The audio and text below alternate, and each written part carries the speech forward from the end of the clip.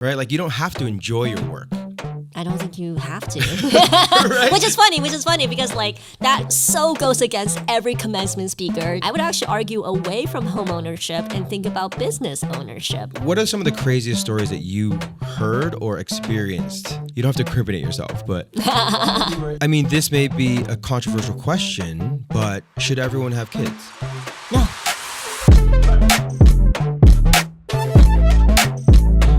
Well, welcome to the Jeff Kung Show. How are you doing, Shang? I'm so excited to be here, Jeff. Thanks for having me. No, honestly, this is great because I dabble in finance. You know, I went to Michigan. We were just talking about that. And I feel like a lot of the things that we were taught growing up doesn't necessarily apply to today and the environment we are in today. So I can't wait to get into the nitty and gritty with you about this. But before we do that, can you just introduce yourself to our audience and tell us a little about your story? Sure. Shang, I run the company Save My Sense, where I teach everyday Americans to improve their financial health by focusing on their mental health. And I do this, and I like to say I'm helping you lead a more joyful financial life 1 cent at a time.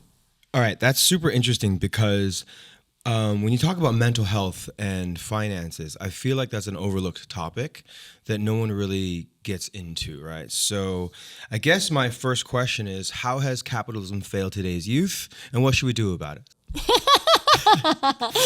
Oh my goodness, so many things to say. I mean, gosh, where do I start? I think we're often given the wrong information and the wrong education, or we don't even get the right education when it comes to adulting and thinking about money. And I'm trying to change that conversation. Let's just go back to, on a more serious note, like your background and how you started what you're doing and why you wrote the book. Yeah. I'm really lucky that I grew up in a family where money was talked about and it was not a taboo subject. So I'm an immigrant. My parents and I came to the United States when I was 10 years old. Before that, I kind of moved around Europe a little bit. I left my country of origin, China, when I was 3. Yeah. You were from Fuzhou, right? Fuzhou, Okay. yeah. And then where did you go? First stop was Switzerland. Okay. For kind of kindergarten years. And then first grade to 4th grade, I was in the Netherlands. And then at age 10, I came to the United States. And I stayed in the New England area basically until college. Okay, and when you said your parents talked about finance growing up, what do you mean by that? In each country or as like a very young child, any Chinese parents, okay, that's too expensive, don't buy that. You know, you're spending all my money. I remember hearing that when I was younger. My parents were definitely very conscious and open about how expensive things were. I mean, my dad is a professor and my mom mostly stayed at home. She just didn't have the language capability to work full time in a lot of the places that we went to. So money was very tight. Yeah. And I just remember even young, my dad would constantly tell me, turn off the lights, electricity costs money. And they would also really push me to excel at school, to try to do the best that I could be, because they're like, if you get good grades, you can get into a good school, you can make a lot of money, and if you have money, that's going to make your life a lot easier. And that was the framing that they used basically throughout all my life, but obviously adding more and more information the older that I got to push me towards a good school. And then where did you go to university? For undergrad, I went to Harvard College where I majored in economics. And then for my MBA, I attended the University of Chicago Booth School of Business. Okay, so you're like the prototype Chinese Super student Asian. that every Asian parent's like, hey, look at Shang. Like you're the one that everyone compares their kids to. My parents definitely growing up, when I said they're not afraid to talk about money, don't talk about other people who made a lot of money, whether it be one of their friends, somebody in our family, or some cousin or another. Hey, check out, David, he does this. Like, you're going to be like that, and you're going to be even better. So definitely comparison was endless. Right? I mean, that's how my parents were growing up. They were like, whenever I got an A- or something, they're like, look at, so-and-so over here. Look at Jimmy over here. It's the like, shame of an A-. Yeah, I know. It is. There's a lot of shame in it, right? Yeah. I don't know how much that permeates our culture today, but I definitely feel that, a lot of the lessons that our parents gave us, kind of stick to today, but at the same time, as we were talking about, maybe it doesn't necessarily apply to what we're trying to do. Now, like the idea of Asians being frugal or cheap, right? Like that's a very common, let's say, trope. Yes. But I think of all immigrants, right? They Any make fun of working Jewish class people. immigrant, yeah. They make fun of Chinese people, Asians, Indians like to claim that they are the cheapest. So who are the cheapest?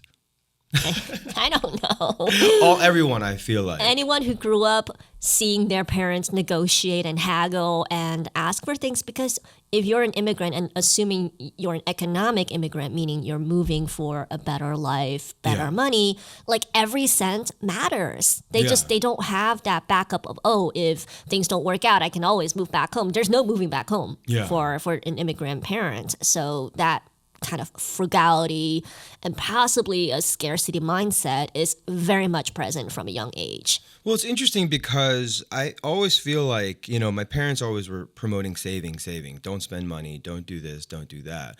But they also were afraid of debt. They were also afraid of using the system because a lot of times in their mother countries, the financial system isn't as mature as it is here. So I feel like a lot of their teachings are actually a detriment to a lot of like people like us, like children of immigrants who need to use the system. Yeah. Well, we're lucky that the United States has a well-established financial system with controls. Like we have the Federal Reserve that, changes the Federal Reserve rate.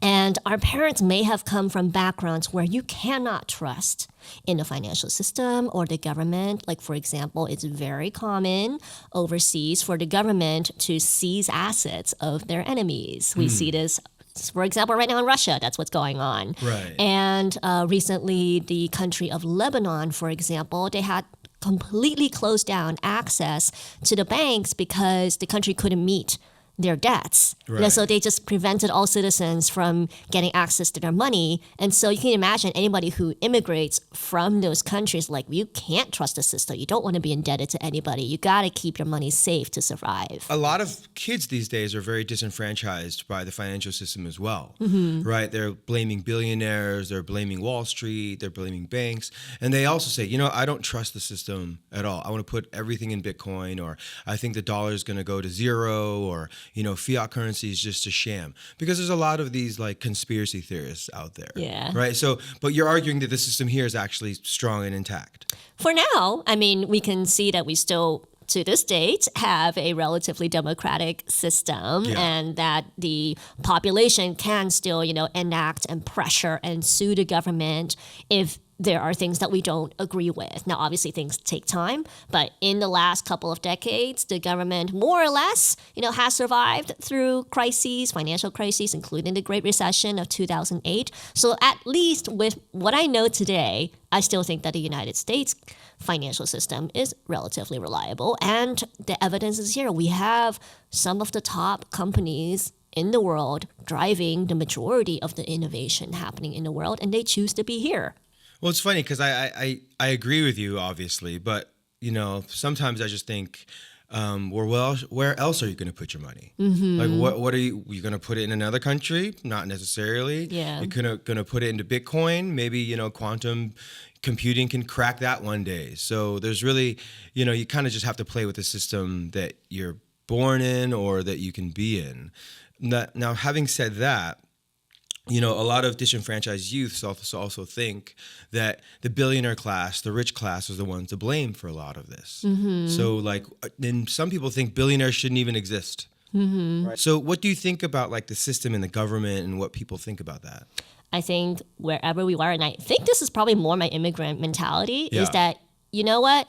You alone cannot change the system. If you want to change it, you still need money and power and resources to do so. So you still have to play the system to the best of your abilities to eventually get to the change that you want to see in the world. Right. So you got to participate in it, because going in from the outside, knowing that you're an outsider is very difficult. The day and age we live in today is really tough to be a college grad. It's really tough to enter the financial system.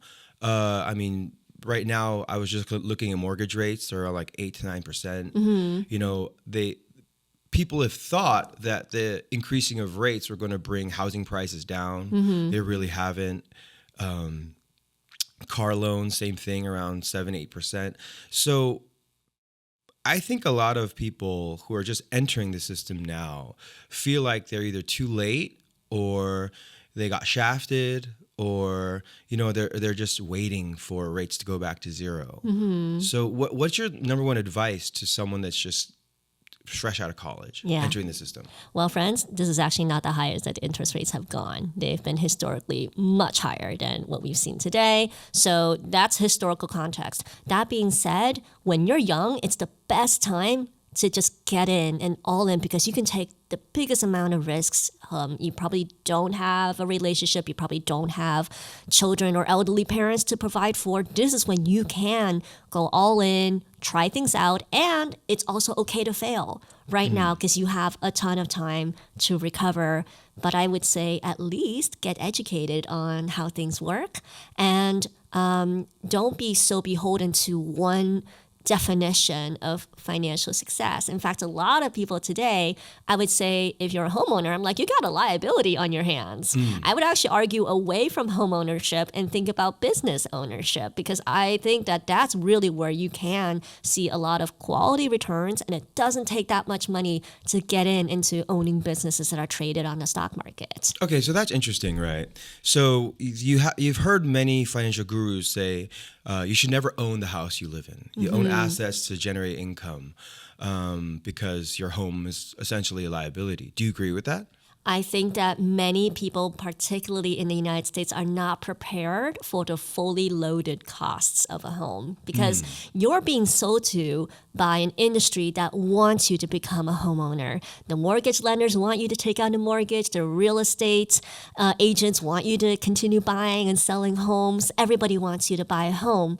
Nobody tells you beyond the mortgage payment, there's property taxes, which always go up, homeowners insurance, which always goes up, and then the countless amount of money that you're going to be pouring into the home to renovate it, repair it. Things are always going to break, and maybe you want a nicer kitchen than what it is, and that's going to be a lot of money too, and people just don't have that calculus in their heads. But the moment you rent this house out, it becomes an income generating asset. That's when it starts really making money for you. So I'm like, if you want to think about home ownership, you have to think about the income that you can get out of it. I know in Davos a few years ago, there was, talking about everyone will own nothing. Is that your idea of a future, or do you feel like that's only at the beginning of your financial journey when you're trying to build? You have to get rich in some way, and Right. wealth is measured as assets minus liabilities. You need to own something. And if you look at the wealthiest people in the world, if we're talking about billionaires, they typically own 3 types of assets. One, they own a company. I mean, this is probably what most people are familiar with, like Elon Musk and Zuckerberg and all of that. Number 2, they invest in other things that generate income. So it could be that they are a real estate mogul. They just own a ton of real estate, a bunch of Hong Kong billionaires. That's kind of their business model. And then the third kind of wealth is inherited wealth. We do have to acknowledge that there is generational wealth out there that makes it easier for some people to just be rich. Right. Okay. So going back to the idea of owning a home and the liability of a mortgage, et cetera, we're both Chinese. As you know, culturally, owning a home is actually a prerequisite to marriage in a lot of families. Yeah. And, growing up, I don't know about you, but my parents, they worked their hardest to pay down their mortgage. To pay it out outright, pay it down and own it outright, because they don't want to have that debt on their shoulders. So when a child of immigrants, their parents are saying, buy a home. Like, what do you do in those situations? Yeah, it's a lot of emotional pressure from the very people who you trust to have your best interests at heart. So I totally get it. The pressure of buying a home, I see it amongst many immigrant children, and they often are made to feel by their parents that they're somehow not successful if they're not homeowners. And I really want to turn that dialogue upside down and say, well, what is success in the first place, and how do you define it? If we want to talk about success in the financial terms, it is net worth. It's the one metric that everybody cares about. Again, that's assets minus liabilities. If you're going to buy a home, make sure that it is an income generating asset. And if you're going to pay down a mortgage, make sure that that extra dollar you're putting towards the mortgage couldn't be more productive doing something else. And sometimes, especially the people who locked in fantastic mortgage rates during COVID, why pay down something that has an interest of 2.5% when that dollar on the stock market at that time could have generated a 25% return in the meantime? So really move away from a very narrow definition of what success is and just think about risk, managing your growth, managing your opportunities, options to me as well. Like options for my money, that's what I look for. Because sometimes it's not your own parents who give you the pressure to buy a home. Sometimes it's your spouse's parents. Sometimes it's your spouse themselves that aren't as financially literate or understand the concept of personal, actually, your net worth versus just owning something. So, I mean, how hard is it, or what advice could you give to someone who is with someone, that isn't as financially aware? Yeah. And are we talking before marriage or after marriage? Oh, wait, let's talk before marriage first. We'll talk post marriage and kids after this. But goodness. Just for I want to keep this to the people who are just entering the financial markets. Yeah.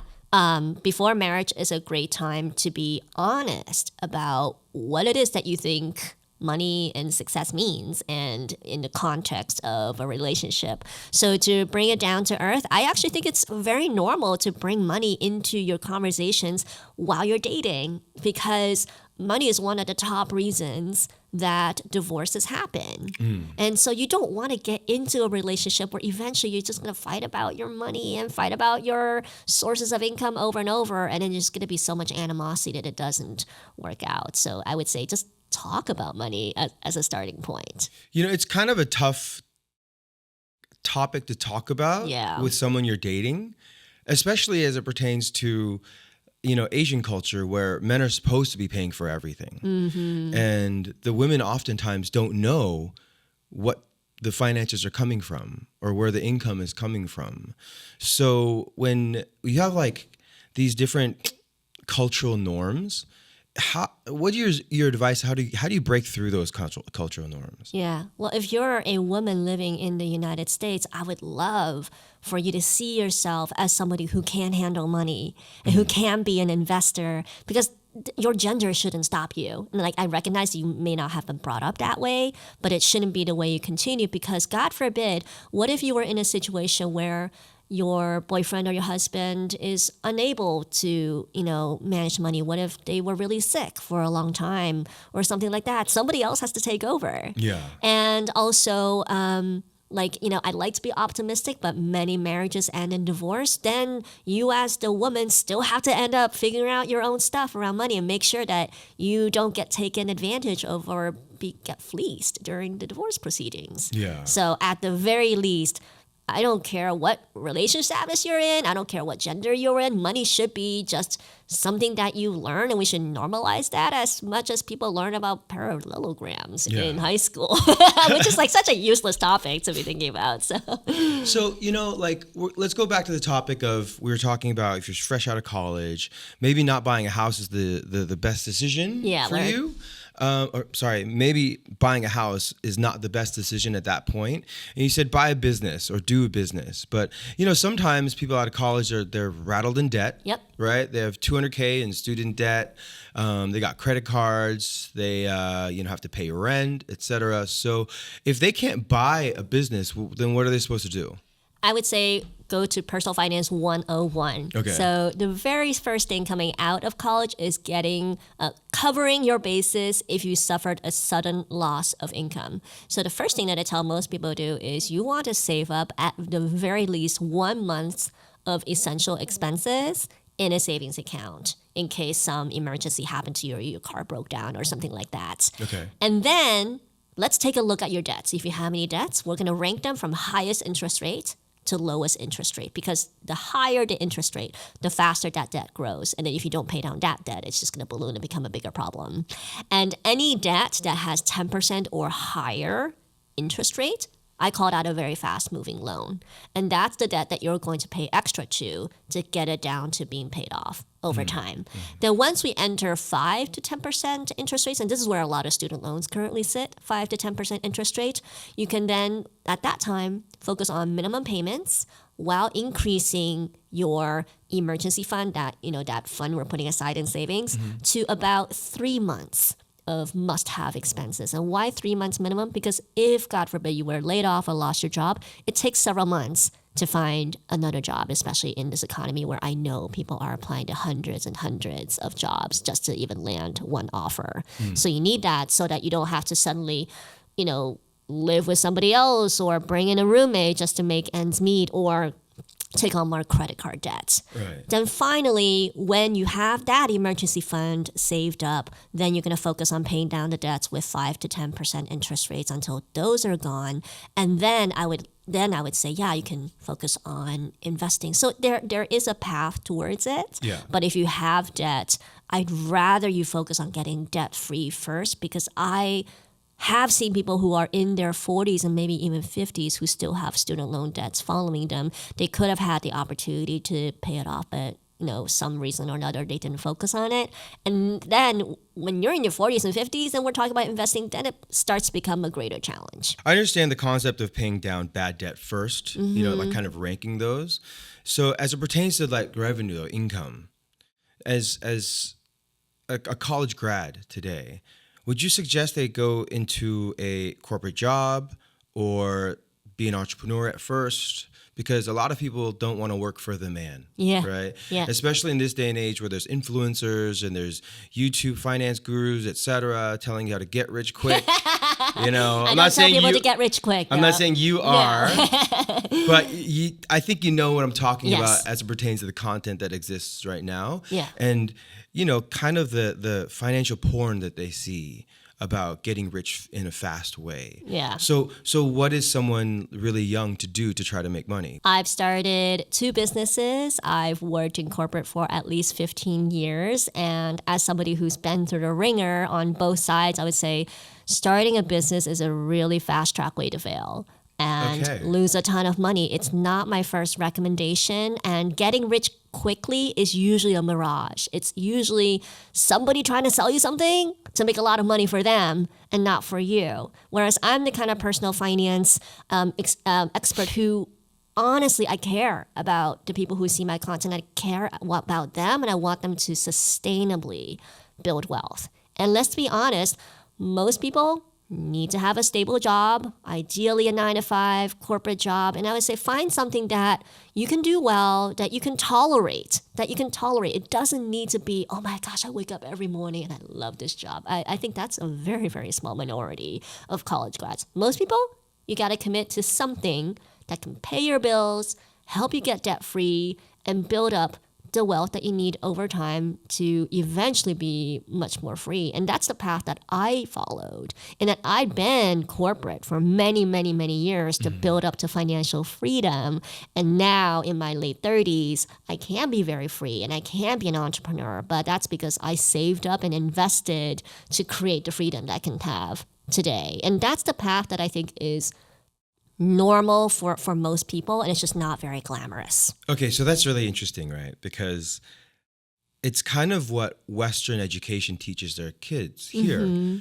Follow your passion, chase your dreams, do what you want, find any type of happiness in your work. And in Eastern cultures or immigrant cultures is the exact opposite, right? Yeah.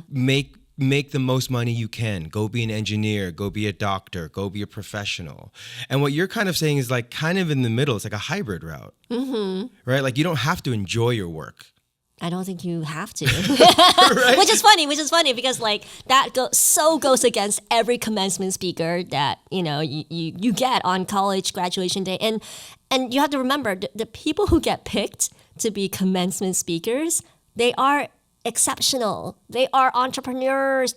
Sometimes they inherited money too. And they get to do really, really cool things in their lives, but they often forget that that's not normal for the vast majority of people graduating. And then so these commencement speakers, they paint these unrealistic pictures of what a career should be. And actually address this in my book, Wealth is a Mindset, where I actually call out the commencement speakers. I'm like, I actually think they're doing a really great disservice to a whole generation of college grads by saying, follow your passion, do what you love. I'm like, if I did everything that I loved, first of all, I'd be sleeping 14 hours a day, and then I would cook, and that's about my most ideal day. So, Well, that's really funny because I think that success needs to be redefined in our society today because we kind of worship or idolize billionaires, right? The Elon Musks of the world, the Steve Jobs, or even just financial billionaires like the Bill Ackman and all these type of people. yeah.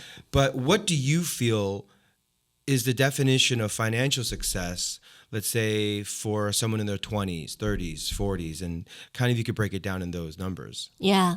I would say overall, my suggestion for defining financial success is money no longer becomes the number one worry in your life. Okay. Like, I would love for that to happen because it is usually the number one worry for most people. That's why we go to work. We go to work to make money so that we don't have to worry about money so much. Right. That's number one. For earlier in your 20s and 30s, I would say it is about having that emergency fund to cover your bases and getting debt-free over time. And then once people kind of age into their late 30s and 40s, especially if you have children, people start thinking about generational legacy, giving their children the ability to go to college and then saving for their own retirement. I would say at the end of the day, the goal that my husband and I worked towards when we started dating and getting married was not having the need for money interfere with our desires to be great parents to our children. And that's what I think is kind of missing in a lot of this conversation is what kind of life do you want to have? There's going to be some level of financial stability that's going to enable that life to happen. There's plenty of people who don't want to be a billionaire. I mean, that comes with like a lot of its downsides too. And there's plenty of people who just picture this beautiful life of freedom, of pursuing things that are meaningful to you that doesn't require billions and billions of dollars to make it happen.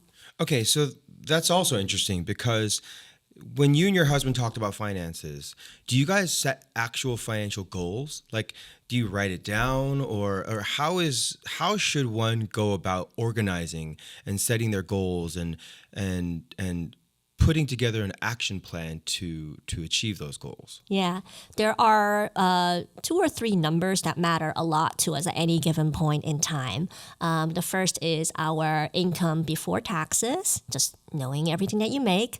The second number that we look at is our saving rate, which is the percentage of our before tax income that we don't spend at the end of a year. That's savings.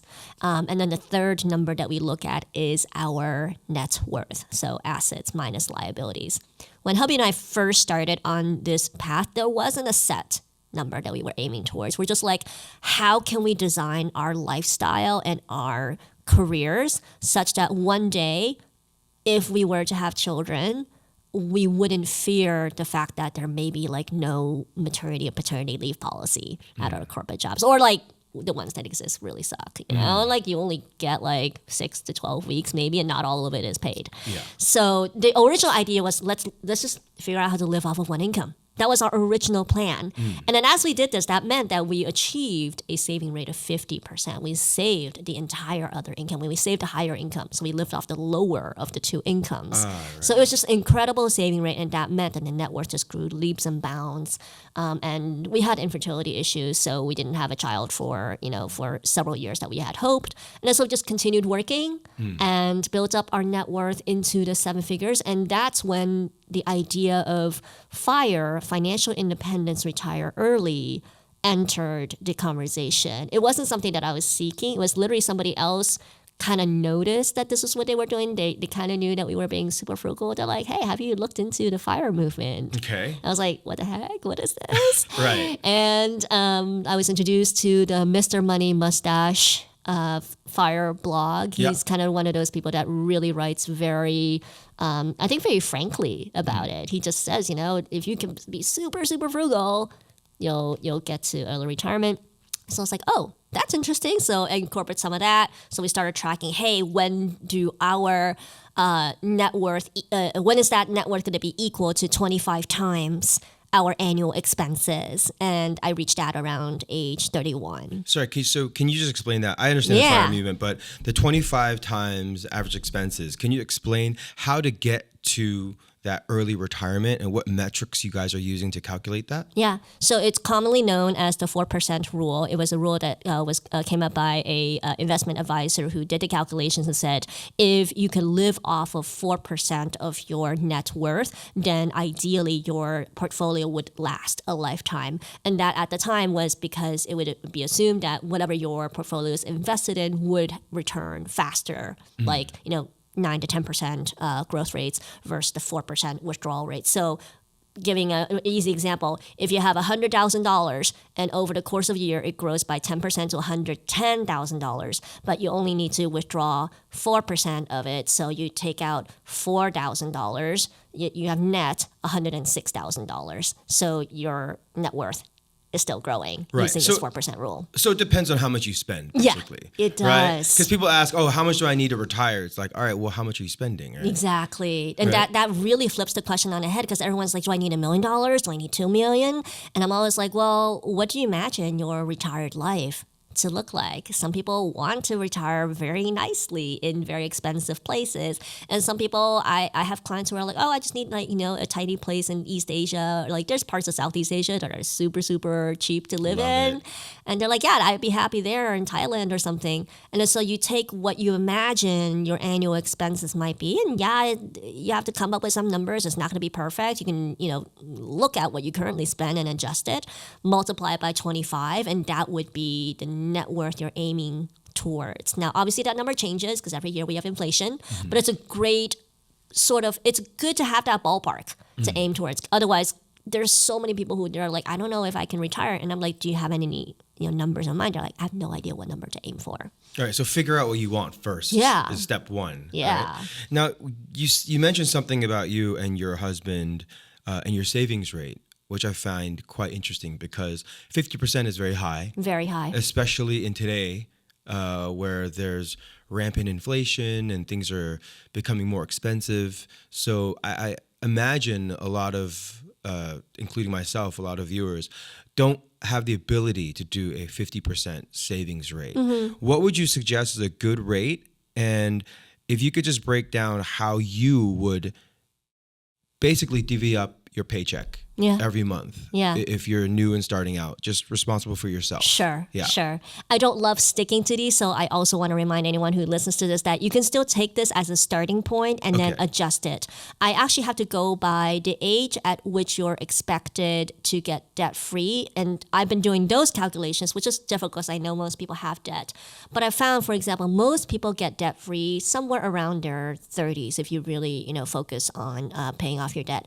At that time, if you can aim to save anywhere between 20 to 30% of your income then you would be on a really good path towards reaching retirement in your 60s, assuming no Social Security. I actually think most people are going to end up with a little bit of Social Security. Mm-hmm. It's just that it's not going to be as much as we currently think it's going to pay out because of what's happened with the program.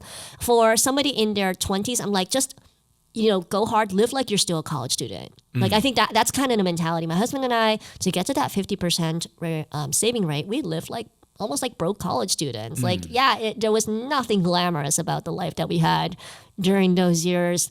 Rundown apartment, tiny apartment, didn't buy new clothes, didn't buy new things unless like something really, really broke, cooked all of our food that, our companies didn't cover, and just like avoided a lot of extra spending to save. If you're in your 20s, you can get by without a lot of these like extra obligations. Like, try to find free ways to have fun and just save as much as you can. Even if you're 20s, if you can even save 10% of your income, I think that's fantastic.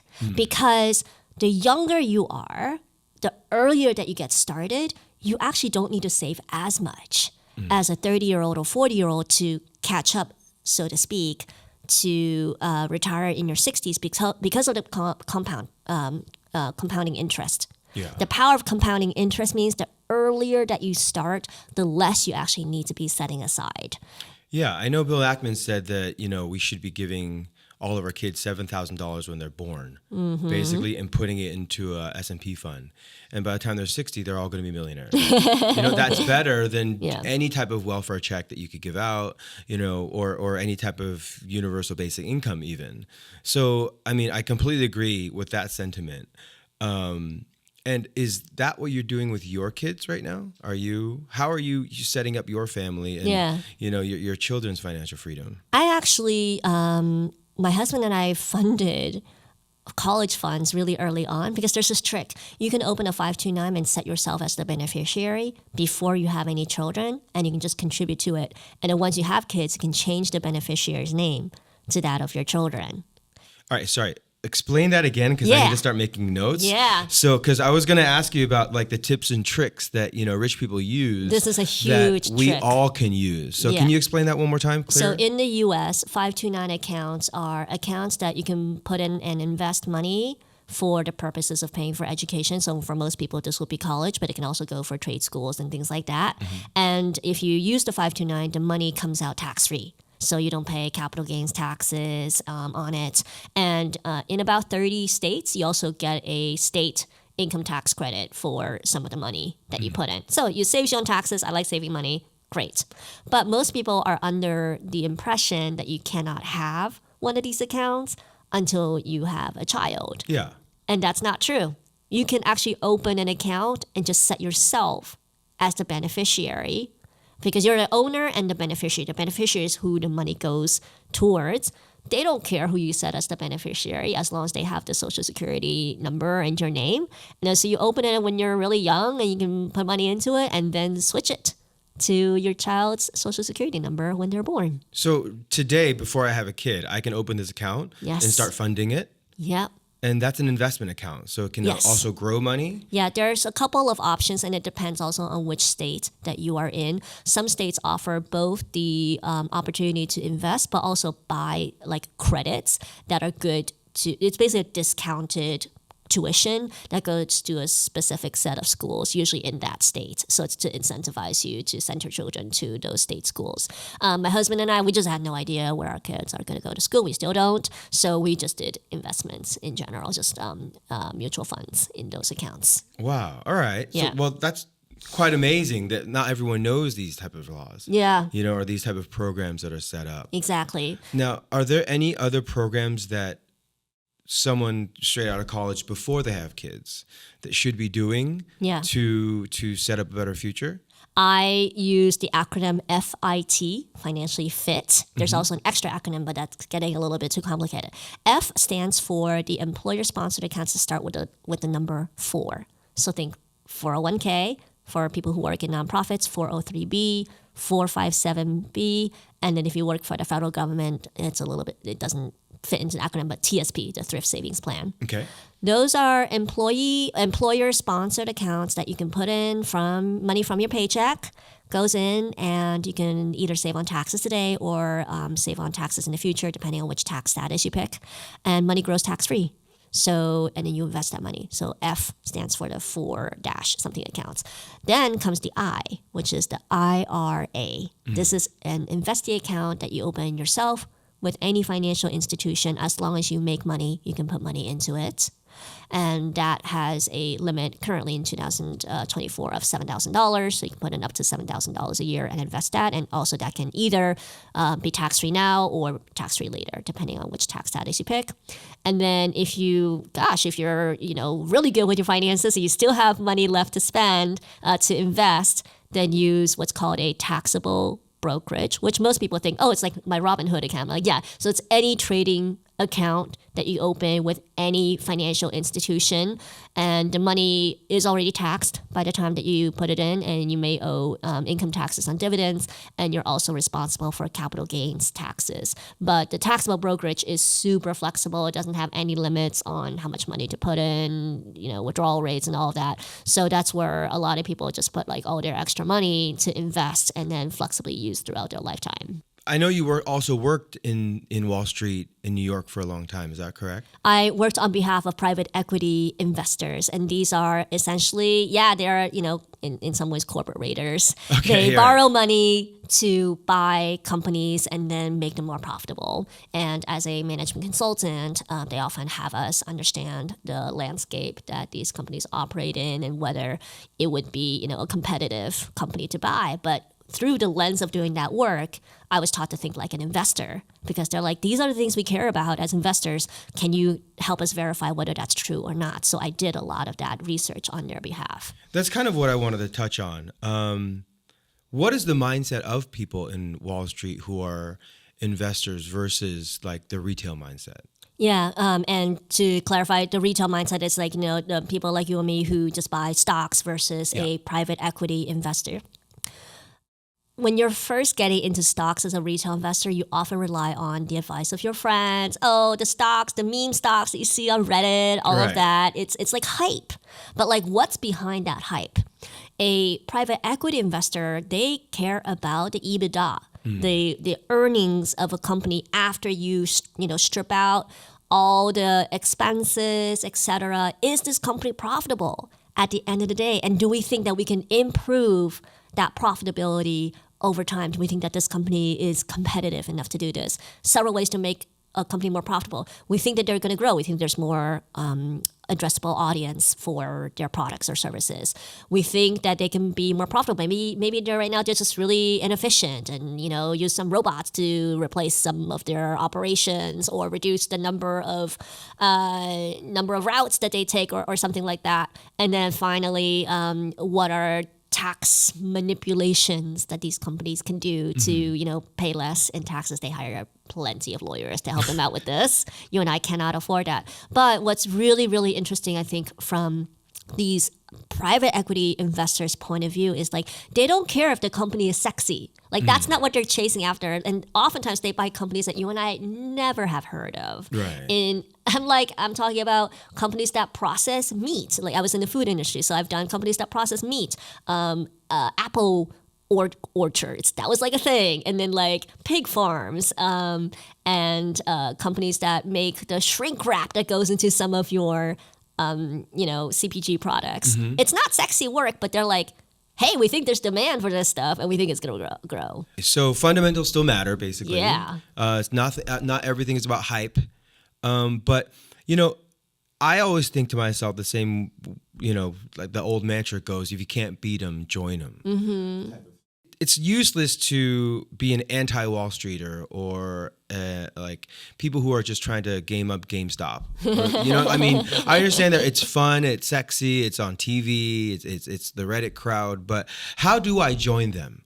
Is there a way to actually join the people who are smarter than me in Wall Street? It's very difficult, and Warren Buffett even said this, that there is a separation between what private investors like him or like what private equity investors can do. But he's like, look, there is kind of that divide. But as one of the world's best investors, Warren Buffett said, look, if, most people can do quite well by avoiding all the noise that you hear around stocks and just put your money into very diversified, very low cost funds, and that would be index funds probably. And you know what? Sometimes you'll even beat most of the professionals that way. And he actually did a bet. Back in 2008, 2007 or 2008, he bet a hedge fund manager. A hedge fund manager is somebody who professionally invests in stocks. He said, hey, you pick 5 of your favorite hedge funds, and I'm going to pick the index fund. And let's see after 10 years who wins. And they bet $1 million of their personal money. About 7 years in, the hedge fund guy gave up because the 5 hedge funds he picked did so poorly. Wow. Yeah, the index funds went out. And there's a great public database called the SPIVA scorecard, SPIVA. You can go on there. Every year they put out reports where they compare actively managed funds, so people who are actively managing and investing in stocks, versus passive funds that are in the same space. Over the last 15 years, more than 85% of actively managed funds underperform index funds or whatever fund they're being compared to. Okay, so does that mean it's all a sham? Like, do we really need financial advisors or anyone to manage your portfolio? What Do you have someone do that? I don't. And do you suggest people do that? I think that if you're just getting started, it's okay to use a low-cost way to get some portfolio advice. And I like to liken this to getting a stylist when you're first trying to, change your style or dress nicely. But after a while, all they're doing is just take your money. And the way the financial advising industry works is that they typically do a flat fee. Regardless of whether your stocks perform well or not, every year they typically take 1% of everything that they manage for you, which is a crap load of money. Yeah. Like, I don't know if people realize this. Like, let's say the stock market returned 8% in a given year, but you pay 1% to your financial advisor, you lose 1/8 of that return, which I'm going to use another number. It's 12.5% less return than someone who didn't use the advisor. And many of these, financial advisors are literally, I swear, college kids who came out and got sold a sales job. They're not investors by trade. I don't think I've had financial advisors approach me and they all sound younger than me. I'm like, how many years have you been investing? Like, I've got 20. I don't know about you. Right. And what happens is that they belong to these larger companies like Edward Jones or Raymond James, Ameriprise, where they have a staff at the top who lays out portfolios by age, by risk tolerance. And they're like, hey, figure out where your client sits and you're going to just key in this portfolio. But these financial advisors that you work with are really not professional investors at the end of the day. So my workaround for all of this, thinking like a stylist, is go to a robo-advisor. A robo-advisor is basically financial advising with software. So you're not dealing with a person, you're dealing with a computer. Well-known companies that do this include Wealthfront, Betterment, Elvest, I think SoFi invested too, and then Fidelity and Vanguard, the old school companies also have their own. And here's my trick. Put in a small amount, $100, $1,000 into one of their portfolios and see what their software returns to you with. And then copy paste that on your own to the rest of your portfolio. So you're just paying the fees on that $100 or $1,000 portfolio they're managing for you, but if you copy a similar strategy, you might not even get the exact funds, but they'll tell you, what percent in large cap, what percent in small cap, whatever. You copy that to the rest of your portfolio. So kind of like how a stylist maybe styles 1 or 2 outfits for me, but then from that I get inspiration for the other 30 days of a month. That's kind of my same strategy. Financial advisors are marketed to us as someone who have a lot of experience, who know the market better than us. And I feel like the industry tries to gaslight people, the common people, into thinking that finances are too difficult for you to understand. Yeah. So you need someone else to manage your money for you. And Warren Buffett spoke out about this, but it still happens because people, and I can understand where it comes from, because if you sign up to any of these financial institutions to open an account, like if you open your IRA for the first time, you open your taxable brokerage, you get a wall of legal text because we have, as I mentioned, a strongly managed financial system in the US. There are laws around all this, but for those laws to work, you need to sign a lot of legal language. And people freeze the moment that they see all this wall of legal language. I've definitely had coaching clients who are like, Shang, am I signing my life away? I'm like, no. It's not that. But it looks really, really scary. And then so that language and I think the lack of transparency in this industry leads people to believe, oh, I'm missing out. I don't know what I'm doing. I got to hire somebody. And that's where you appear vulnerable and can be taken advantage of by financial advising industry. And I know that I am probably going to invite a lot of hate from that industry by saying this, but I honestly believe it to be true. And unfortunately, there have been attempts in the past to regulate this particular side of the financial advising industry more. It just hasn't been passed. There's some regulations that have been suggested but never got passed by Congress. So that's crazy, right? Yeah. These financial advisors are basically repackaging index funds and giving it to Yeah, or their they often do clients. higher cost funds. Like their own companies will create index like funds or large cap funds, but they just charge like a higher net expense ratio. So either you pay your advisor or you pay the advisor's company through the fees, regardless. I feel like a lot of people think, oh, banks make money through investing, investment banks or financial advisors, they're making money on most of the gains that you're seeing. But actually, there's a lot of fees that they're taking. Yep. Like that 0.5% or that, that 1%, those Yeah. are adding up. So it doesn't matter if the stock market crashes.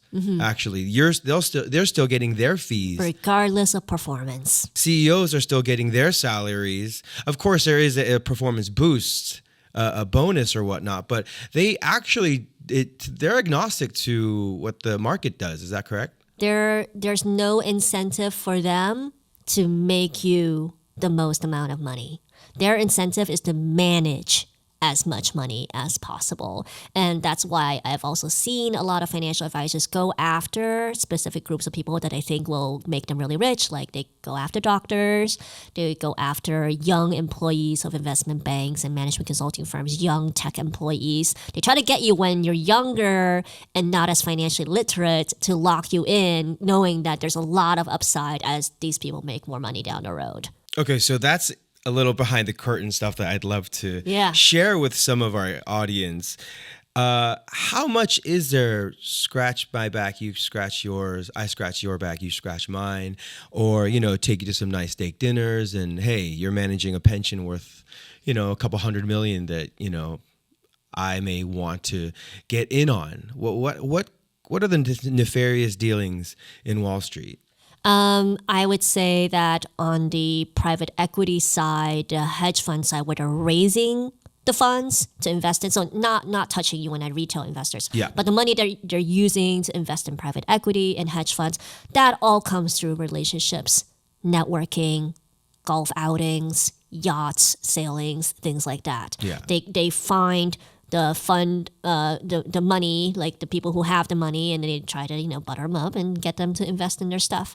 On the financial advising side, I've actually heard them because I used to work in the room with like 50 employees on one side for my management consulting company. They'll guess the phone number for our company, and then they start randomly typing extension numbers. So you will hear the desk phones ring down the line, and then when I picked up mine and I heard it was a financial advisor, I was like, hang up. Really? Yeah, but I knew they were just randomly calling our company because they probably saw that my employer at that time, was on a top 10 list in some industry, and so they were trying to get us as their clients. Continuing the stories of Wall Street and what you experienced. Maybe not everyone understands the whole private equity game of being a corporate raider and going into a company, riddling it with debt, and then taking their fees out, making their money, and then selling it for parts. What are some of the craziest stories that you heard or experienced?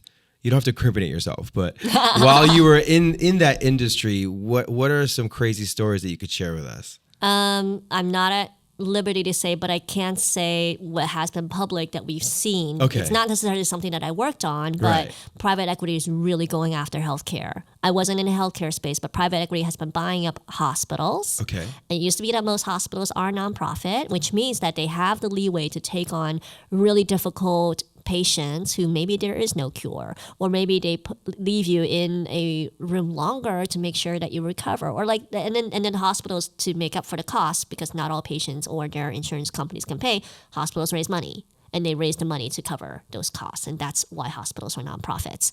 But then a bunch of private equity companies came in. They're like, why don't we invest in hospitals? Let's find like some of the worst performing ones, buy them, put up debt, and then, cut the staff or negotiate for higher fees for certain surgeries, pay some nurses lower, or cut out the more experienced nurses, hire lower wage nurses, and then profits. And unfortunately, one of such kind of systems, the Steward healthcare system was one of such examples, has been kind of buckling under public scrutiny. Their hospitals are really poorly run. Like, I think I read somewhere that they couldn't even get supplies ordered on time. Like basic cleaning supplies for a hospital. And now those hospitals are going under, and it's also leading to a very terrible patient experience. None of the healthcare staff is happy either. So that is the dark side of private equity, and also part of the reason why I left the job. Like I said, I didn't do a job because I found so much joy in doing Right. it. I did it because it made enough money for me at the time, but I also knew that it wasn't worth staying in for the long term. Being Asian and being a female in Wall Street, did you ever feel any sexism or racism in that industry? I would say that I was always an outsider, and there is unconscious bias in any industry that would favor the people who look and act like the ones that are in power. So I don't necessarily say, oh, this is because they're anti-women or they're anti-Asian. It's just that I don't look and act like the people in power, which for the industries that I was in still remains, white male. Right. And so one major thing that I had to really grapple with is actually I lead an alcohol-free life. I just don't like alcohol. I think it's really bad for my health. I don't care if you drink it. That's your business. But plenty of work events circle around alcohol or happy hours or just a lot of drinking. And so I was like, how do I relate to my coworkers if I don't drink? Like that was a really big personal issue for me. And so I realized over time, you know what? I don't think I'm going to want to stay in this industry forever. Part of that came from the people who are in power, the partners, lead lives that look nothing like the life that I want to lead at the end of the day. Like they just didn't have that much time with their children. I was like, that's not a life that I wanted. Right. And so I was like, you know what? Yes, there's also pressure and feeling like I don't fit in and trying to, put up this identity where I can still be fun and wild and like someone you like to be around, even though I am sober and completely clear-minded and everybody else is, slosh drunk. Right. That was a front that I had to put up. At the end of the day, I'm like, you know what? I played that role, got my money, but I'm not here to stay. All right. Okay. Yeah. So you're a survivor. Well, I'm glad you came out of the dark side, all right, and came to the forces of good. Yeah. So let's get back into that basically. So after seeing everything that you've seen in the dark side, and you come back to the light, when you do advise people about their finances, that people are, let's say they're not just uneducated, but they're scared of what could happen. Yeah. I'll give you an example. My mom, she is a financial advisor. Okay. She's 70. They buy the life insurance for her. They tell her how much she can spend each month. They say her minimum drawdown from her retirement accounts are so much. What level and what age do you actually start needing a wealth advisor or someone to hold your hand through a lot of these things? Yeah. Well, one is mental acuity. So if you are experiencing mental decline, that's when I think it's really important to have somebody who is a little bit more neutral, who has your best interests at hand. I've seen people in their sunset years have their children help out with managing their finances a lot. It could also be hiring a CPA firm or an estate planning lawyer to do some of this stuff for you. So I do think there's a lot of value in that.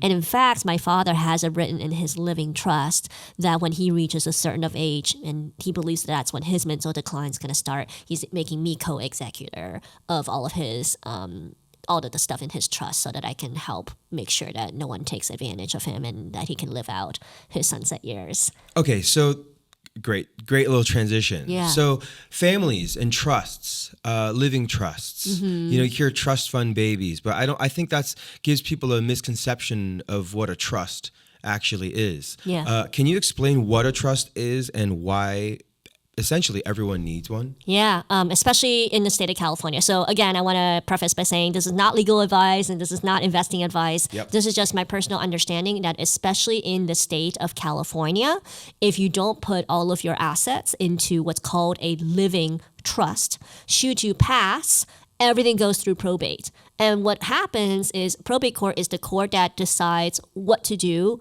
with a deceased person's property after death. Even though there may have been a will in place, it doesn't matter. And it still takes time. It takes lawyer money that somebody has to pay for. Usually the estate pays for it, but sometimes the children end up paying for it. And it costs a lot of money. Versus if you just spend the upfront money now, which is less, to create a living trust. A living trust is essentially a document that tells the government, hey, these are my assets that I'm including in this trust. This is what I want to happen to it while I'm alive, if I'm mentally incapacitated, like the way my father wrote it, and then should I pass. And because it's inside a trust, the moment that you pass, it closes and becomes what's called an irrevocable trust. And that means the probate courts have to follow what that document said. So there's a lot less fighting going through probate, a lot less lawyer fees spent at the end. It's to protect you. And I recently did have a death in the family. Now there wasn't much money to speak of, but if you think about your spouse or your children grieving you so much during this time, and then they have to figure out what to do with everything, and maybe not have any instructions. This living trust is a way to alleviate a lot of that grief. Now, do young people need a trust? Less likely. Like if you don't have much assets to speak of and you don't have a lot of people who rely on you, probably not as much. I would say really only start thinking about it once you have someone depending on you financially, and this could be a spouse, could be a child, could actually be an elderly parent too. It doesn't have to be, a child.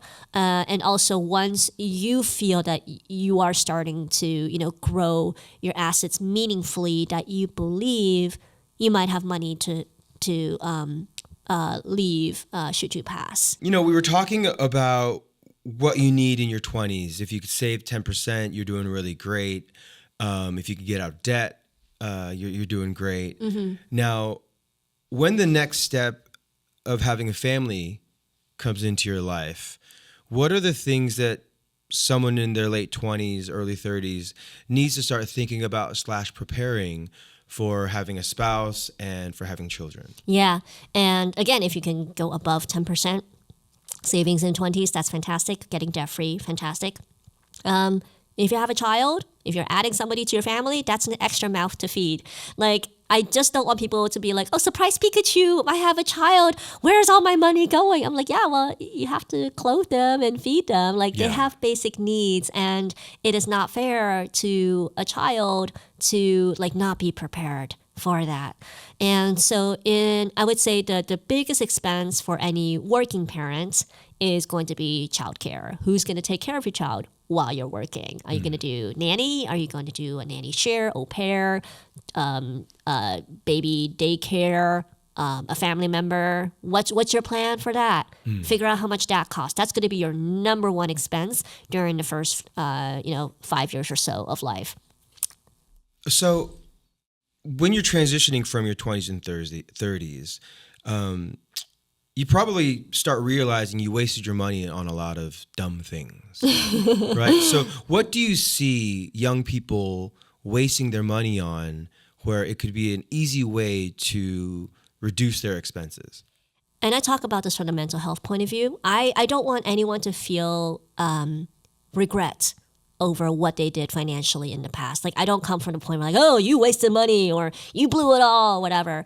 I actually say where you spend your money and where you spend your time tells you a lot about the person that you are and the state of your mental health.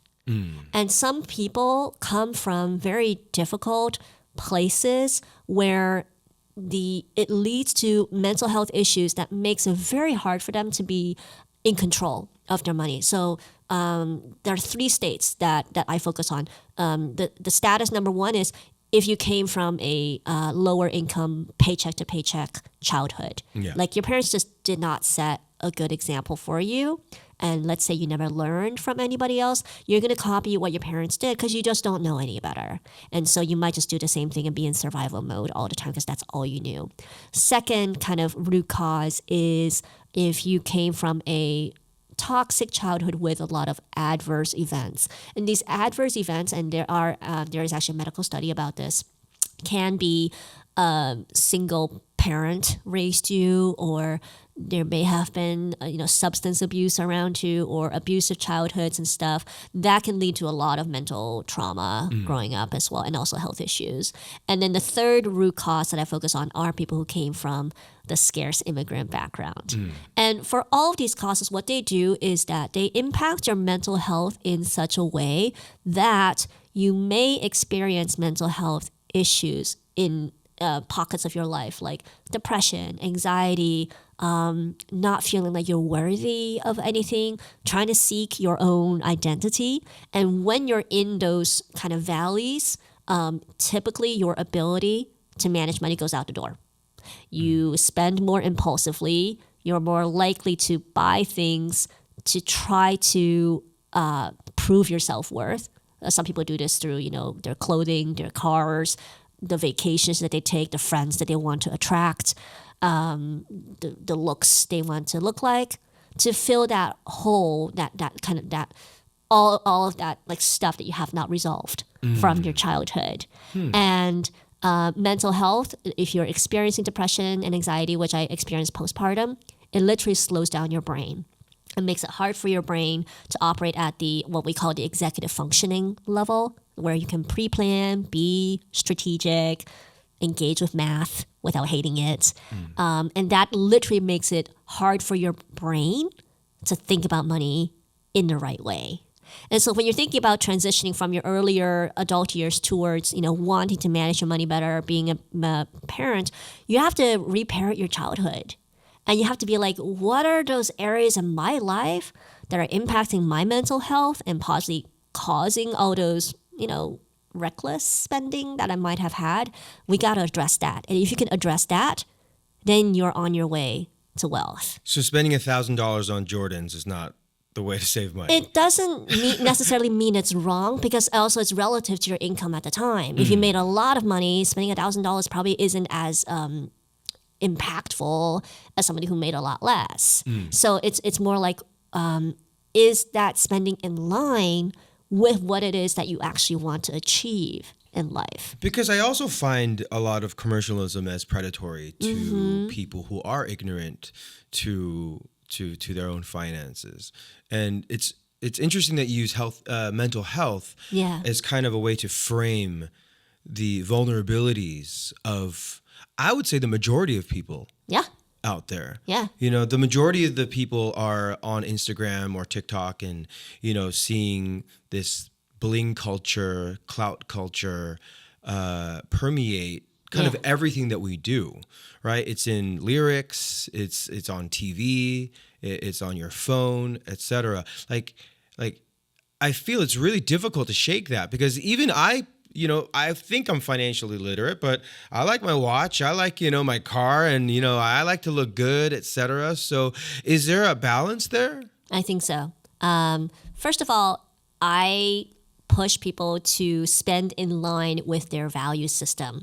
So if your car and watch are important to you, you spend on that. For me, what's important for me is making sure my children feel emotionally safe, physically taken care of. So a lot of my money goes towards finding them great private schools. Like private school is something that I splurge on. Right. Then it's not, a necessity, but it's something that I care about a lot.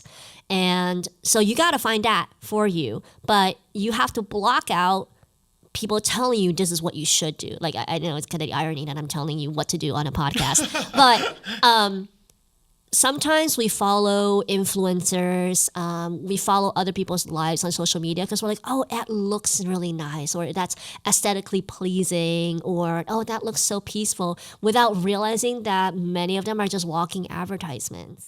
That every product they use, their makeup, the baby toys, the house they're in, maybe even, could all be sponsored. Right. And so you really have to cut through that BS and just be like, what information am I feeding myself to lead me to become the best version of myself? And for me, the media that I intake typically is around mental health and also managing a business, because that's stuff that I care about. So I bring in more of that, and then I tune out stuff that I don't care about. Like, I don't care about following mommy influencers. It has nothing to do with the way that I want to be a mom.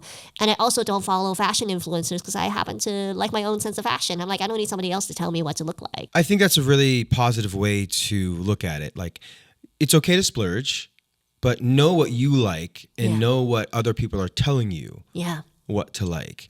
And it's interesting because I was a longtime singer and a rapper in China, and I used to be really into shoes until I started getting sponsored by shoe companies. And they would just start throwing shoes at me.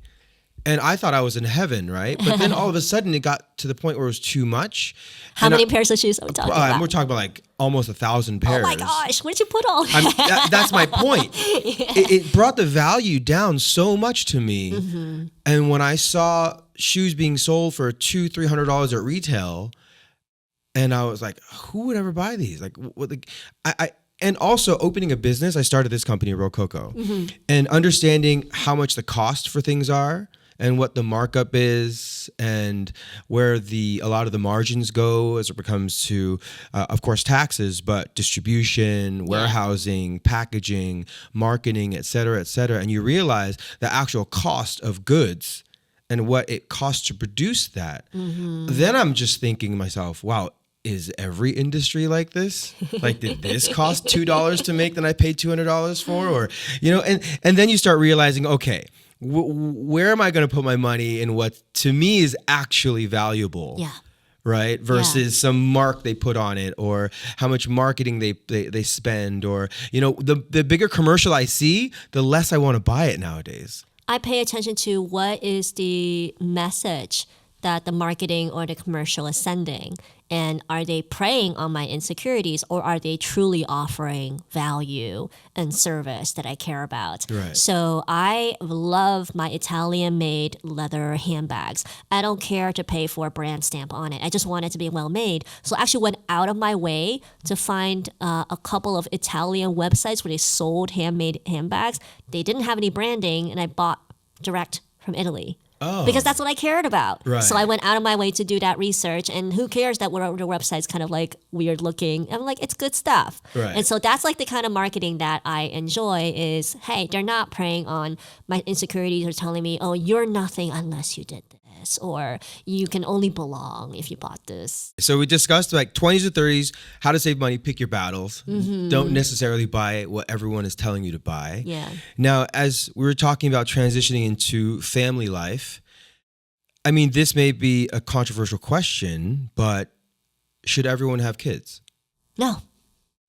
Okay. Because I've seen the bad outcome of children who maybe grew up in environments where their parents really didn't love them properly, or maybe didn't show a love at all. And it messes you up for life. And I think that if you choose to become a parent, you basically have to take on a really, really hard job of being like, I'm going to do my best to do right by this child. If not, there are people out there, I'm like, they should not be having kids. So if I say kids are too expensive and I can't afford having a kid, a lot of people would say, no, you can figure it out. What would you say to that? Well, first of all, if you don't want children, end of conversation. Right. But if you want children, but you're worried about their cost, then let's actually dig into it. How much is childcare going to cost? For some people, it might actually make sense for one person to stay at home because maybe they don't make enough to cover for childcare, or maybe move closer to grandparents, for example. And then what is it that you want to emphasize? To some parents, I say, your child maybe shouldn't do, all these activities. Maybe pick one extracurricular activity and maybe do a community league instead of a professional league for sports. Or if it's like an art project, like maybe join the arts club at school. That's like free through the school. And just like, be careful about what you do, and also explain it to the child. Like, it's okay to be honest and say, no, we can't do more than one activity. This is what you can do. I've seen some parents have all 4 children do the same activity because they're like, it's just easier that way. Right.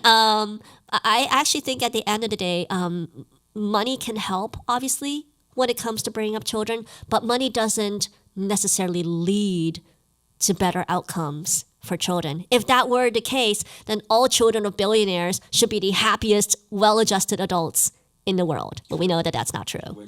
You know, children, let's say in developing countries or even in this country a couple hundred years ago, they were assets. They would work for the farm. Yeah. Right? The more Retirement kids you fund. have, right, the more kids you retirement fund. have, the more hands you have, you know, at the factory, at the farm, at the house, doing things and being productive. You know, and at that time, a lot of times, you know, children died, unfortunately, at an earlier age. So you kind of needed to have more children. But now in developed countries and cities, you know, kids are a liability. You know, in a lot of senses, right? Like Financial liabilities. Let's put that clarify. Financially, a liability, and you know, we don't want to also then burden them with debt as well in the future. You know, so I understand, like, you know, nowadays everyone says you need to go to university, you need to go to college. Do you believe that rule still applies today? It's going to really depend. And I think there are fantastic ways to get an education at the college level without going into significant debt. So I'm like, you know what? There has been a long tenure study that looked at, okay, does the prestige of a school actually matter for a child? And then they followed that child 10 years later to see their cumulative economic intake. So it's only based on money alone. It doesn't take into account mental health or any of the other stuff that I care about, unfortunately. What they found is that if your parents are already well-established, you know, stable parents with 2 great paying jobs, then that child doesn't need as much of a leg up in the prestigious school as somebody who may be coming from low income, minority background.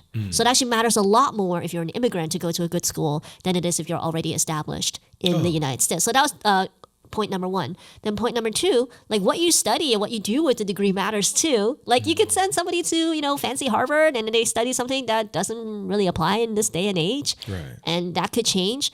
And then there's ways to get great education. You can start with community college, get enough credits, and then maybe transfer halfway to a in-state school, and you still end up not paying all that much. In fact, crazy statistic, 55% of UC students basically go without paying anything. There's so much aid and so much like financial support that 55% of the students almost pay like nothing to go to UC schools. Maybe it's just marketing towards us that everyone needs to get into an Ivy League school, or everyone is that what it is?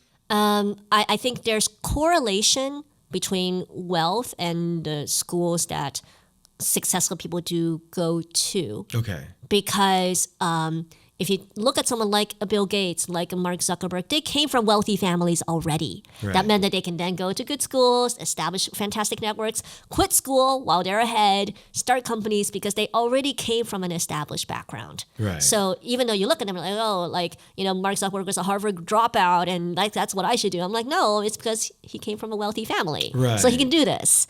And at the end of the day, I think for people who come from, you know, you're the wealth building generation, your scrappiness, your ability to network, leaning in on your strengths and not necessarily, you know, follow your dream for your first job can go a long way, even if you don't have a fancy school behind it. And I'd rather you go to a school that you can afford reasonably or whose debts you can reasonably pay off than to go to a fancy school and then like be stuck with debt for the rest of your life. You know, I like the way you advise because it's a lot of times based on where you come from and your baseline. Yeah. Because I feel like a lot of financial gurus today just disregard where the person started from, right? Like you said, if you had a family that with 2, you know, relatively high earning or at least stable parents, that's a different set of advice that you would give someone who literally has nothing Yeah. growing up. Yeah. Because I came from privilege.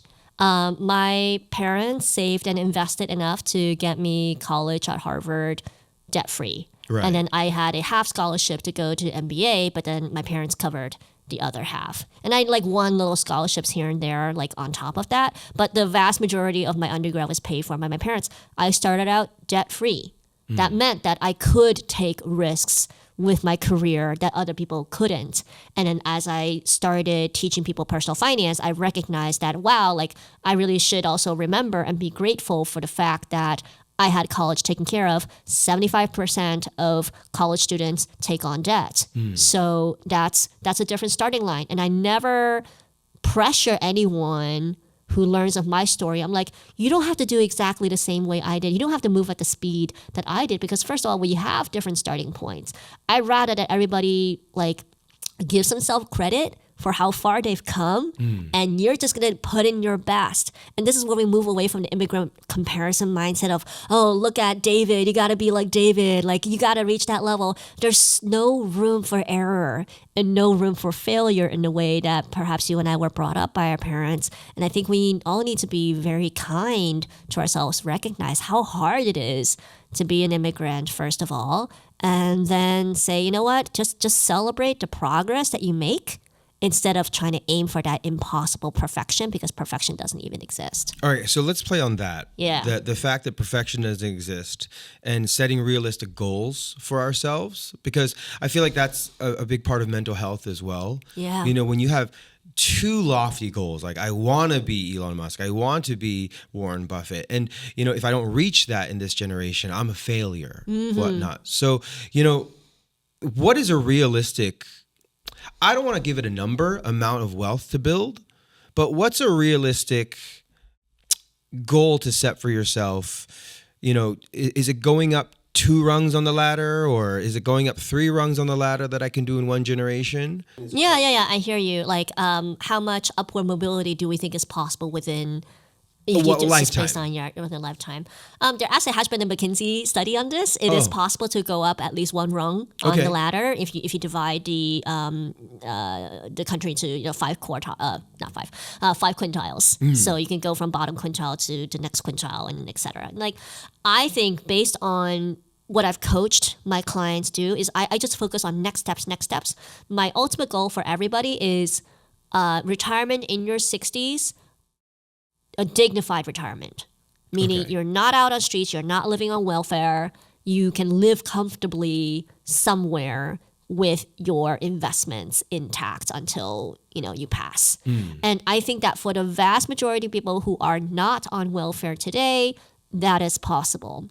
Then depending on how much income they have and how many other members of the household that there are in a family, then I also work in funding children's college, supporting elderly parents, buying a nice home, things like that. But I think that varies up and down. Ultimately, what I want people to do is heal from your money trauma and don't pass that on to your next generation. So the money trauma stops with you.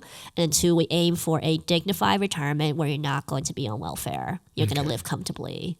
Now, with your clients, going back to the idea of mental health and finances, what have you seen the biggest blockages? What have you seen them push back on you the most about? Disbelief. Not Okay. believing that they can be the ones to do something different. And it's very common, especially, I often think about, fashion. Like, I'm really into fashion and like how people present themselves. And I'm like, why is it that if you grew up in certain neighborhoods, you just dress differently from people in other neighborhoods? I'm like, well, it's because you see what other people wear, and also the retailers, they only stock certain styles in certain neighborhoods. Like I learned this as a young person, seeing my local Macy's. I was like, okay, stuff I see everybody wear. And then I went to like the Macy's in New York. I'm like, I cannot afford a single thing in this store. Like, what is this Macy's selling towards? And so you have to recognize that like systemically, like where you grew up and who you are around can like majorly impact like where you believe you can go. And I am so lucky that despite my parents being so frugal and not having a lot of income when we were growing up, and my dad kind of hid the fact that I had a college fund. He made me feel the entire time, and it's very Asian. He made me feel that no matter what, there was no limit for me.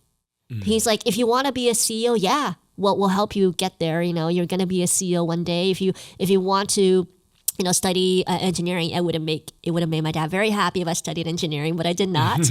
But they were supportive of my dreams and never made me feel like where I came from would limit who I wanted to be. And that disbelief is something that I see among some of my clients who come from lower income. They're like, I've just never seen a millionaire. They're like, Shang, you're the first millionaire that I've met. I'm like, ooh, that's interesting. So the helping people like kind of jump over that barrier in their minds, once they cross over to the other side and say, okay, I can do this. This is possible. Then we've unleashed the beast. Obviously, you're very fortunate for having good parenting in your history. Now, I guess that's an interesting topic to probably get into as well. What do you tell your clients to teach their next generation, right? Their kids about finances? Yeah. It's going to be different than the way that you are taught. But I would say talk about money. Like first, just make it normal to talk about like my parents complaining about the cost of electricity. Right. That's okay. You can complain about the cost of things. Okay. And teach things in an age-appropriate manner. So I often say as soon as a child can add and subtract, you can give them an allowance. And it can be, if you don't have the money for it, it can be a fake like points-based allowance. But by that time, they should be able to split an income or a number of points coming in and allocate it. And I recommend 3 ways to allocate it. Give, save, and spend in that order. I always believe that children should be taught young to give first, save second, and then spend third. Then as we get into, I want to say, is middle school when people learn about exponents? That's when you actually can start talking about investing, because investing and debt both use the power of compound interest. And so that's when it's great to start the conversation of this is how debt works and this is how investing works. And then I would say in the final years in high school, and I know a lot of times parents don't have that much influence over high schoolers, but to the extent that you can teach them to avoid credit card debt. If they're going to take on student loans, this is how they work. You have to budget for the student loans and you got to save up an emergency fund. Those are the 3 things I care about. Avoiding credit card debt, paying down your student loans, saving up an emergency fund coming out of school. Now, obviously, the wealthier parents can also, save for college education, maybe help buy, the first car and all of that. But I would say it's the education that matters first and the money second, because you can come from a family with less than ideal income, but if you were taught all these things right, then you know how to manage your money. Then even if you were gifted $100,000, if you weren't taught how to manage it, you can just blow it overnight. So, right. Yeah. So, you talk about credit cards and reducing expenses as a mature person. How many credit cards should someone have?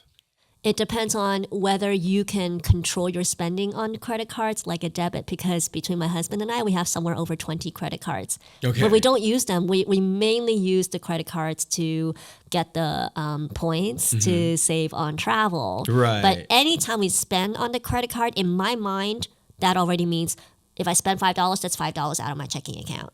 So Okay. I don't see the credit limit as like money that I can spend. So basically, it's a glorified debit card, but you can get some travel points. Yeah, and also it's less likely to be hacked than a debit card. Right. Okay. Yeah. And how much insurance should we have? So if you own an asset, I think it is important to have insurance on it. So home, you should have insurance on it. Your car should have insurance on it.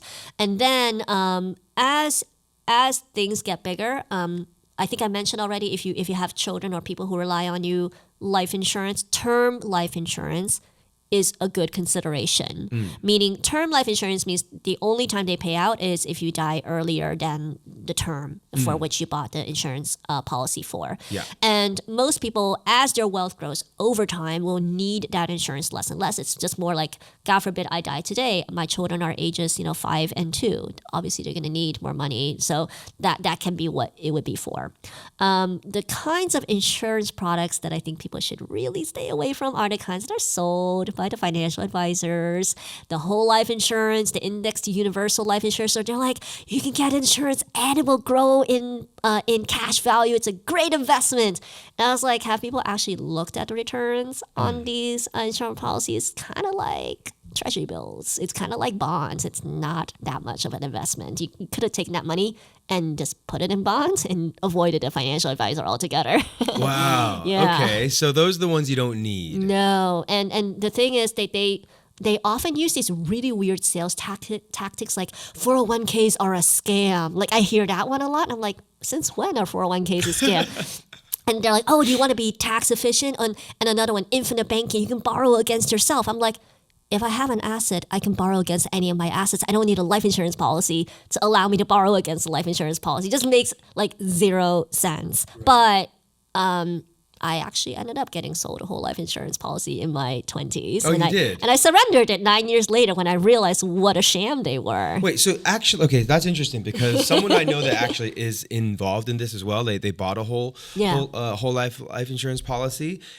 So you just forego all of your premium payments that you gave for 9 years? I get money back. Oh, you got the money I got back. the cash value back. Okay. Like I think all in, I probably lost $10,000, but I also lost the opportunity of investing the money that I paid towards the premiums. That was what I was really pissed off about because I was like, oh, it's like I ran the calculations. Basically, these policies can build up enough over time that then the dividends they pay out can pay your premium, and then you kind of set it on autopilot. Right. But I was calculating, and I was like, it would take forever, and the growth was just so minuscule compared to what I was getting on the stock market. And then I realized these are just the wrong policy for someone with my risk appetite. I'm not saying that nobody should get whole life insurance, but most of the time the context in which people are sold these is they think it's an investment. And I'm like, if you are anyone who has an appetite for risk and you're willing to try out the stock market, then a whole life insurance policy as an investment doesn't make much sense. But there are two instances where these policies may make sense. One is if you are actually ultra high net worth and you want to pass on more of your estate and not incur estate taxes, you can buy these policies, and basically the value of the policy is something that is not subject to estate taxes. So that's the tax advantage. But again, you have the ultra high net worth for that to even matter.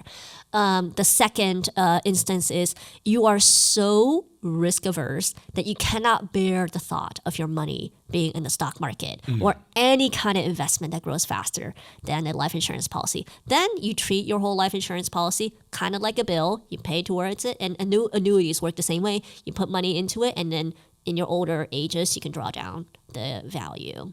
It's funny that you say quote unquote investments. Yeah. When the financial services world actually calls them products. Yeah. Right? Because I never understood that. Financial products. Why is it called financial products? And then you start realizing the people who invest in these financial products are actually paying a fee for those products. And that's why they're called products. Yeah.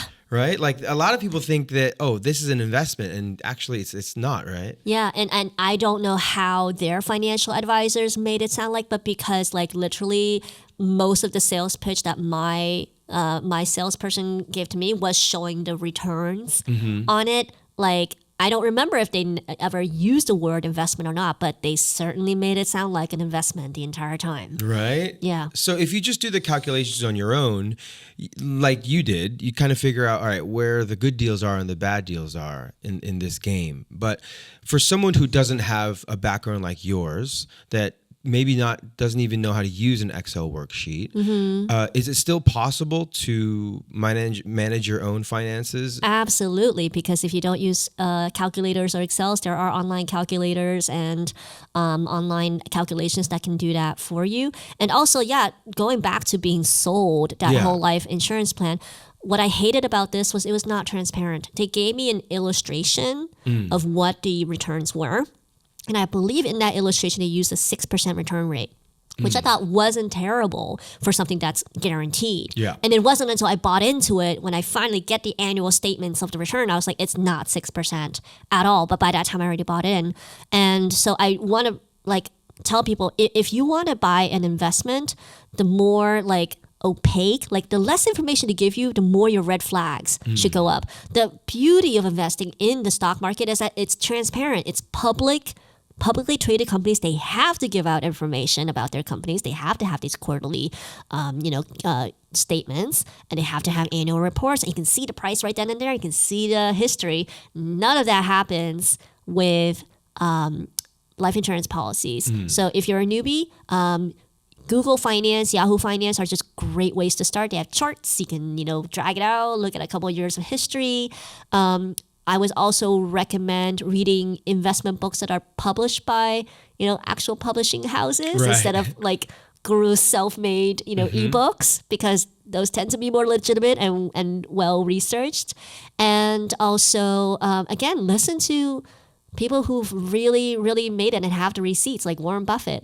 I still think Warren Buffett's, he's almost 100 years old at this point. He's got to have a ton of experience, and what he says, I think people really should listen to. Don't listen to somebody with the same amount of life experience as you have. Well, that's why they call him the Oracle, right? Yeah. Well, that's an interesting topic also to talk about is the credibility of the advice that you're getting, right? Yeah. And we touched about this, about the financial gurus on YouTube and, TikTok, etc. Yeah. When you watch those coming from someone experienced and someone who's writing a book, I was going to ask you what pisses you off the most, but maybe we could ask what are the biggest misconceptions, or what do you see online that upsets you the most?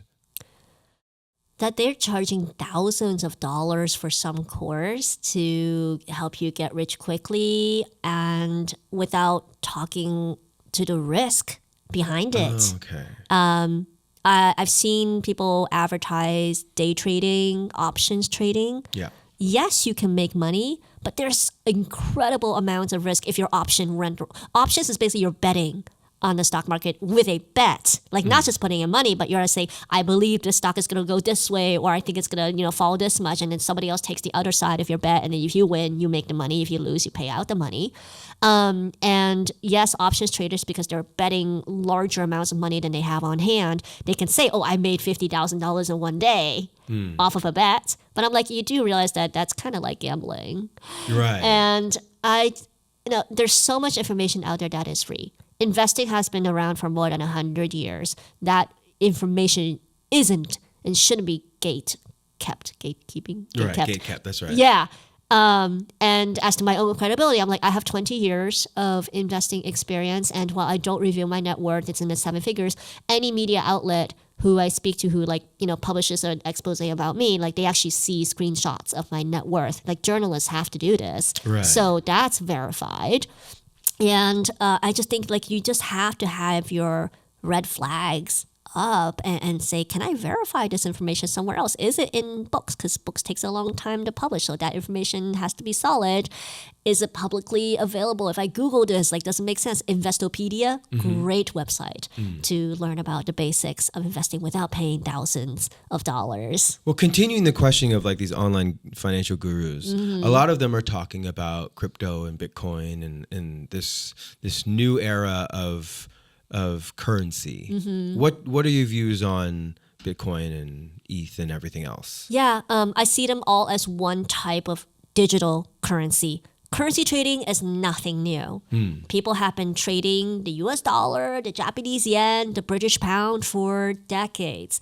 And what they do when they trade currency is they look for geopolitical shocks that leads one currency to be more favored than another currency. Right. But I put that risk, that level of trading, the same as somebody who does day trading and options. Okay. Yes, you can make money in currencies, and plenty of people do that, but there's the downside of a lot of losses as well. And for the average person who doesn't want to spend their day and night obsessing over their investments, it's just not a style that matches up to Right. most people. If you're that's your style, you want to spend your time investing, go ahead and like figure this out.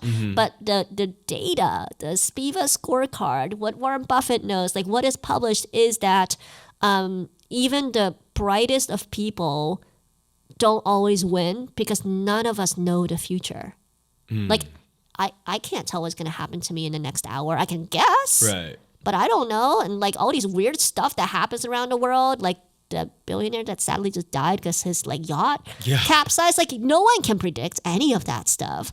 So if someone claims to tell me that they know all the investing secrets in the world, they should be the richest person on earth. Right. And They should be. Why do you have a YouTube channel then, basically? Yeah. Right. Yeah. And I don't claim to be the person who knows everything about investing. I'm just saying these are the principles that you should follow if you wish to achieve financial freedom. But I don't know what the outcome's going to be like for you. I can only say, you know, this is a range of returns that we can probably expect based on the past. But there's that famous phrase, past returns do not equal, you know, future performance. Yeah.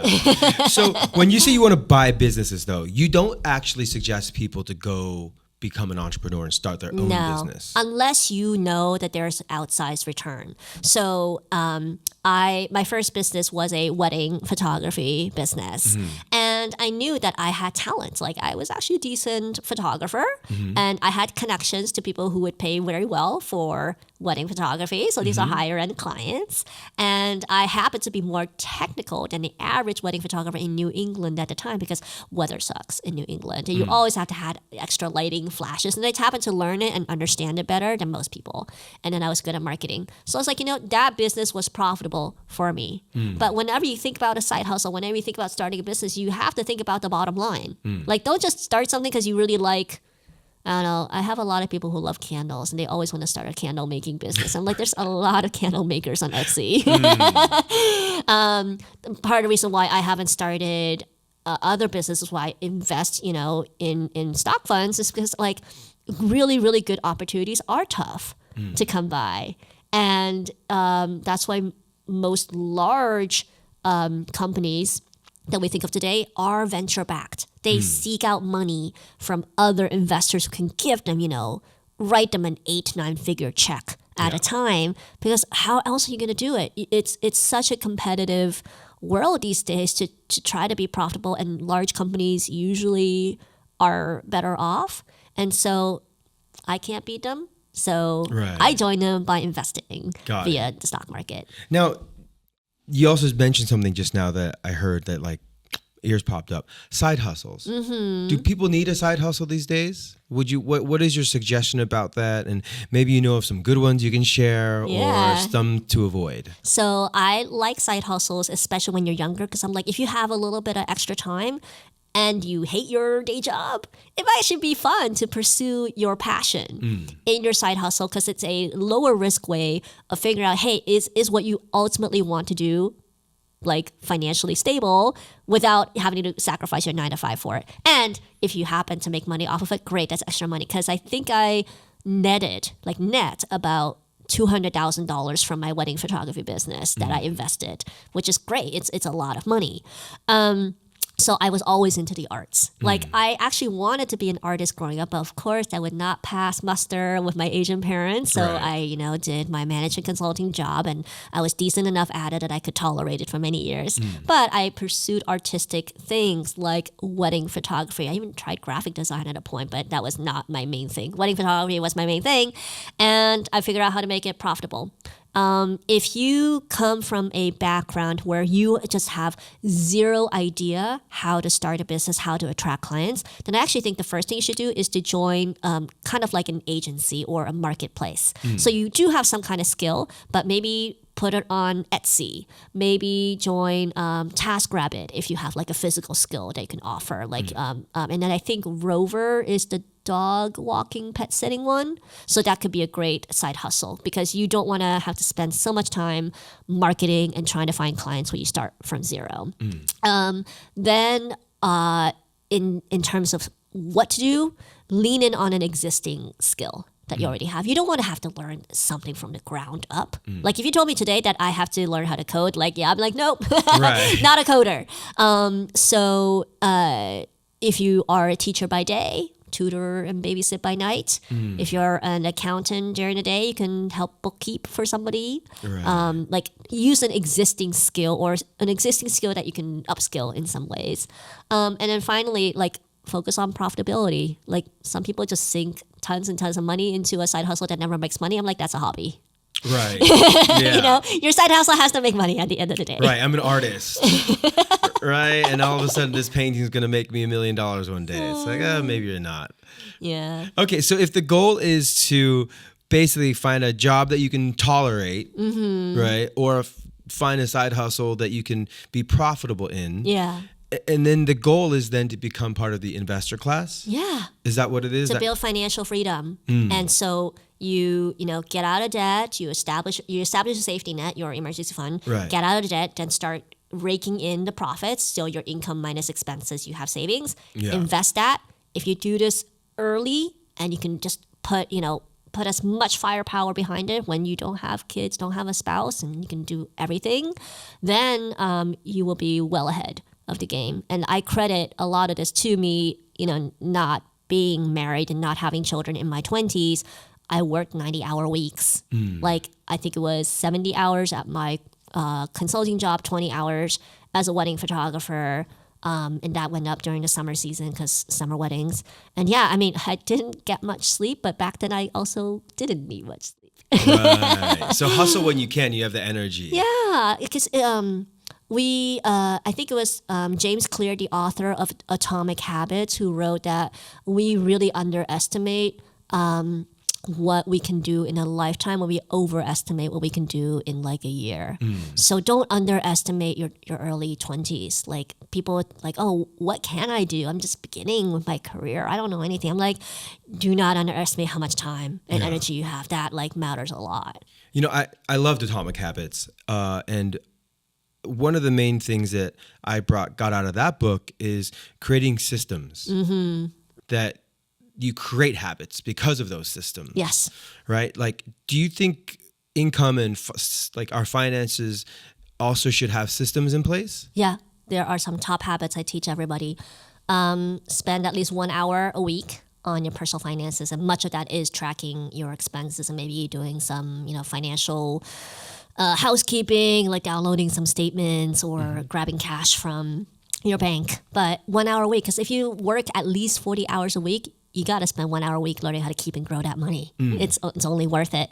Another habit that my husband and I follow is that every day we come home, we take all the receipts in our wallet and we put it into a receipt envelope. So first of all, this helps with our tracking because we do write down our expenses into a ledger. But also, it's a great way to return things that you end up not liking. You're like, where the heck did my receipt go? You know, right. That's a really good one. And then habits I developed over time, like just cooking really fast, delicious, but like low effort meals to save money, tying my workouts to like, I basically move my workouts to a certain hour during the day where I knew that I like had no choice but to go. So like sometimes you have to force a habit until it becomes a habit.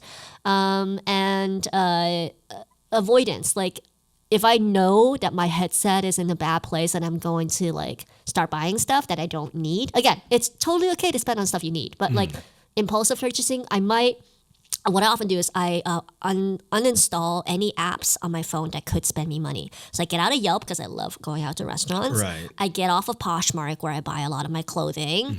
And I also unsubscribe like mad out of any marketing email that I get in my marketing email account. And that can help like block the noise. Talking about systems, like, what's a really, let's say, rudimentary / easy way to look at budgeting? Yeah. You know, leisure versus saving versus investing versus maybe I'm missing some things. Yeah. How do you separate those buckets and what percentage do you weigh? So let's start at the top. You're going to have your income before taxes. I would recommend that people track how much of your paycheck goes to your taxes, your benefits, and for those of you contributing to retirement, your retirement as well. Pay attention to that because the more money you make later on, that tax line becomes really significant. Then, okay, so that's your income to paycheck deposited into the bank account. From there, we're going to attack goals first. So if you're trying to get debt free, we're going to first move money towards paying down your debt.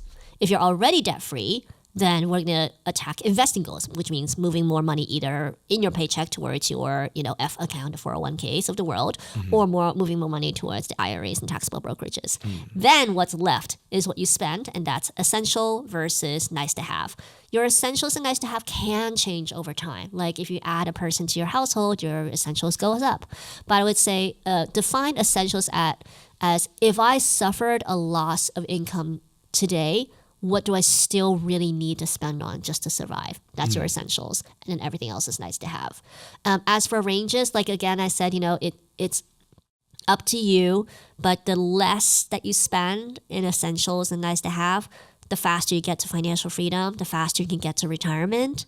And so again, the FIRE folks, like the people who are really extreme, are saving and investing about 50% of their income. That's probably the highest I've seen most people go.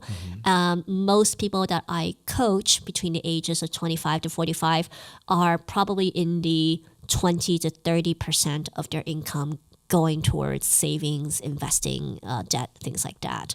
So that's kind of a range. Now your tax is what matters a lot, because people living in California could be paying like 40% of their paychecks towards taxes. But if you live like God, yes, there's some states where maybe you're paying more like 10 to 20%. So that can matter too, which is why I said, even though at the beginning of your paycheck, you're like, who cares about taxes? If you can track your taxes, it just gives you more data to work off of. It's funny because you said FIRE people are the extreme ones are saving up to 50%.